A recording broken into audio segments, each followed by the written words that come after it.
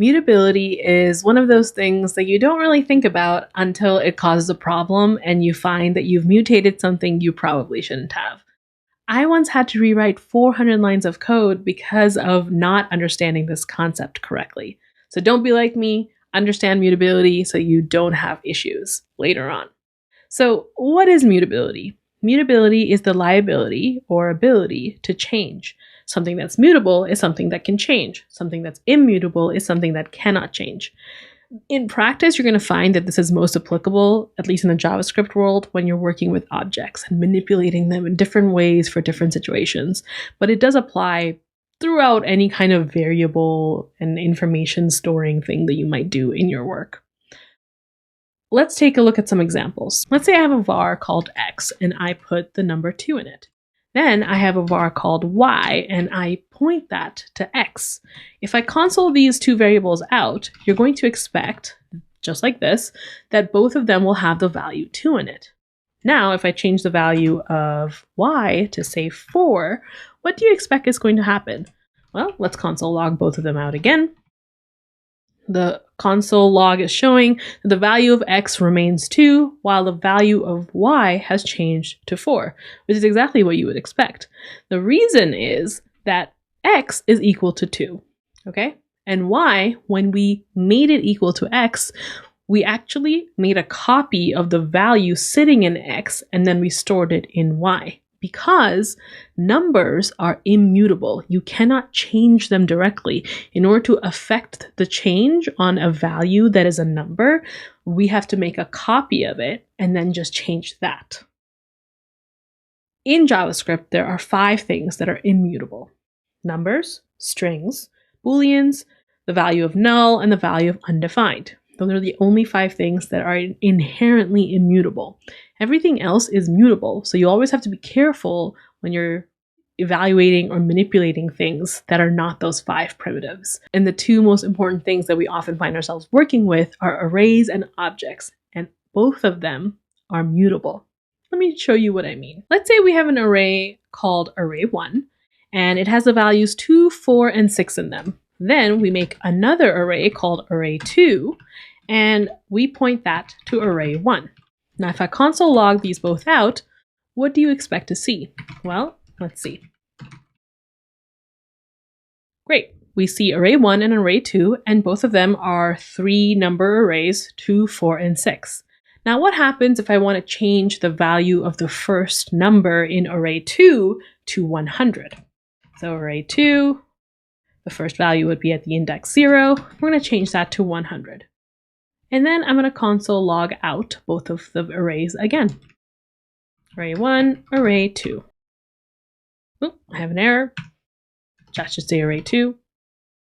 Okay, there we go. Now, are you noticing how it isn't just array2 where the value changed to 100, but also array1? And in fact, that original console log before I changed the value of the first number in that array, if I open those up, the value of the first number is 100. And there's a little eye icon, and it might be a little small on the screen, but I'll read it out. It says, this value was evaluated upon first expanding. It may have changed since then. Even though these were console logged out before the change, and you can see originally the first number was 2, when we open it and it got reevaluated to show you what its current state is, it's 100. It's not 2 at all. Because when we created array2 on line 4 and we pointed it to array1, because it's an array and it's not immutable, it is in fact mutable, we didn't make a copy of the array. We actually just pointed to the same array in memory. So it's just a reference to that same object, or array in this case, instead of making a duplicate of it to change. Same thing goes for objects. Let's say we have an object called identity, and it has true properties in it, first and last name. And then we want to make a copy of this object, so var identity copy, and we point it to identity. And if I console these out, they should be identical at this time. All right, so they both say first Ruba, last Ahmed. Now, let's say I want to change the property first in the identity copy object to Tony, right? So I would go identity copy first Tony. Now, if I console log out those objects again, you can see that they both, again, are Tony. And if I open up the original console logs, they are also showing Tony for the property first. Again, because when we created that second variable and we pointed it to the original identity object, we are literally referencing the same object that original variable is referencing. We did not copy it. So how do you fix the situation? Because yes, there are times when you actually want this to happen. Anywhere where you want to have this information, you want to change it so it always stays the same. In the case of, say, identity or profile formation, for example. But there are also going to be other times where you want to change a copy of the information for some sort of manipulation purposes. Maybe you're doing something with it, and you don't want to change the original value, just in this current instance. So how can you make a safe copy of an object? Well, in a different video of the series, we cover the concept of the spread operator, and that's exactly what we're going to use here. The spread operator allows you to safely create copies of arrays and objects without affecting the original object or array.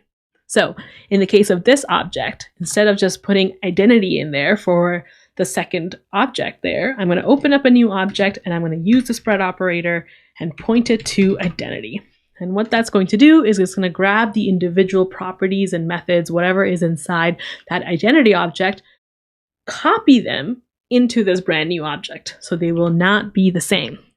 And if I go ahead and I console log out an expression where I compare identity with identity copy, you're going to see they're actually literally not the same. So let's console log that out. Identity equals identity copy. And the answer is false. They are not the same. And now if I want to go ahead and change the value of the first property on identity copy and make it Tony like I did last time, and then I console log out both of these objects, you can see that the first one says Ruba for the property first, and then the second one, it says Tony, like we actually intended for it to happen here. And you can do the same thing with the array, right? So if I go back to the array that I had, var array 1, 2, 4, 6. Can't type a comma today, apparently. There we go. In order to make that safe copy, instead of just pointing it to array 1, I'm going to open up a new array and spread the values of array 1 into this new array. That way, if I console log those out, right now they are the same, but if I go ahead and I change the value of the first number in array 2 to 100, and then console log them out both again, you can see that the second array, the value has been changed to 100, but everywhere else it remains 2, and if I open them up, you can see the second one, the original console log of array 1 is still 2, but for the second array, it's still 100 because we've changed that one, and we're all good to go. So remember that arrays and objects are mutable. What's not mutable is numbers, booleans, strings, null, and undefined.